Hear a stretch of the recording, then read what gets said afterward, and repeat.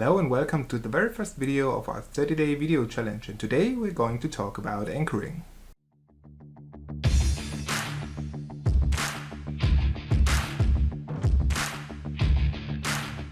So what is this video challenge all about? Well, for the next 30, 60 or even 90 days I'm going to share one video every day where I show you some of the negotiation tricks that I learned over the past 20 years. And today we're going to cover anchors and why they work. So why do I do such a video challenge? Well, actually, more often than not, I see a wrong perception of procurement people and negotiators in particular. Just to give you an example, most of the times my business colleagues just think I'm the person that comes out, puts out the hammer and says, give me 10% off or you're out. But there's so much more to negotiation than just this. So what can you expect? Well, at least over the next 30 days, I'm going to share one negotiation trick every single day that helps you to improve your negotiation. I've gained this knowledge over the past 20 years and I'd like to share it with you. All these videos will be small, less than 10 minutes usually, so you can consume them easily and apply them right away. So why are we starting with anchors? Because anchors are usually a low-hanging fruit and can have a big impact on your negotiation results. Anchors nearly every time have improved my results over the past 20 years, and it nearly sounds too good to be true. Well, in this video we're going to cover what works and what not. So one of the most frequent questions that I get when it comes to anchoring is people asking me, who should go first? Well, if you can, make sure you're putting out the very first anchor.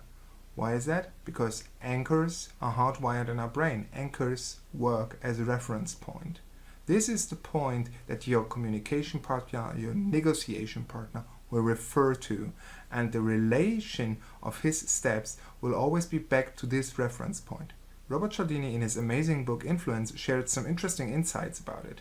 And if you even want to become a master in anchoring, you use a single word, and that single word is because.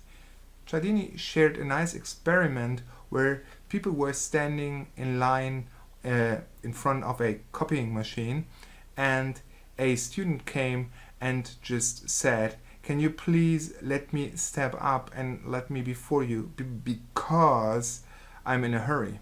And then he just took a look even closer, and he shared the experiment where it doesn't even is necessary to provide a particular reason. Just the word because seems to be working so well, because the same student in another approach of that experiment just said, can you please let me stand in front of you because I want to make a copy. I mean, obviously, if you're standing in front of a copying machine, you want to make a copy, and still the majority of people let that person who was asking and using the word because step up in the line. Another step to really master this measure of anchoring in your negotiations is to prepare a list of anchors. Have some anchors, 3, 4, maybe 5, on a list somewhere on a notepad, in your note-taking application, wherever, so that you can just use them at will. This, I can promise you, will definitely improve your results.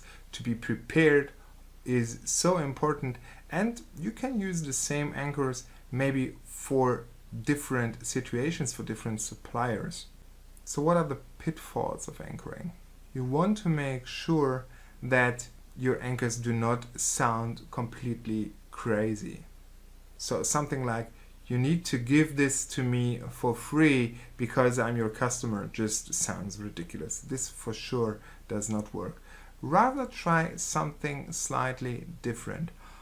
I'm telling you my target price of 45.67 because your competition also is on that price level, and this is the market price that you, my dear Mr. Sales Rep, have to act upon. Another very frequent question that I get is, how do I counteract an anchor? What can you do if someone is placing an anchor against you?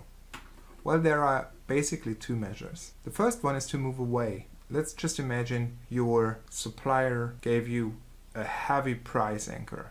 I just would try to ignore this mostly by saying something like this.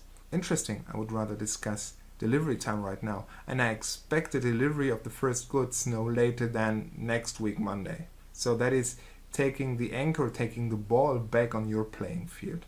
The other measure that maybe also works is getting clarity. Interesting. What is the calculation of that price? You said your margin was 13.5% in one of our last discussions. So I assume, let me just quickly do the math, the salary to your people is somewhere between $48 and $50 per hour. Is that right? If you want to use this, just make sure that you do not stay too long on the playing field. Your goal here is to destroy their anchor. You don't want to go into a deep discussion about reasoning and calculations. You just want to show them how ridiculous this obviously is. So again, anchors work as a reference point. They are hardwired in our brains.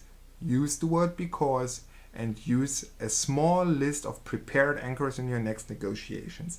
If someone uses anchors against you, rather change the topic immediately by changing to one of your anchors maybe. Or in addition, try to get more clarity on their anchor. Just be careful, don't stay too long on their topic. So, this was a short video about the start of our challenge and using anchors in your negotiations. Did I miss anything? Just put it down into the comments and also tell me, how did you like this? Was it helpful? I think it is a good idea to start using anchors in your very next negotiations. They definitely do work. So if you want to improve your results tomorrow already, then make sure to hit like and subscribe on this video and leave a comment down below so you do not miss out on anything. See you tomorrow and always happy negotiations.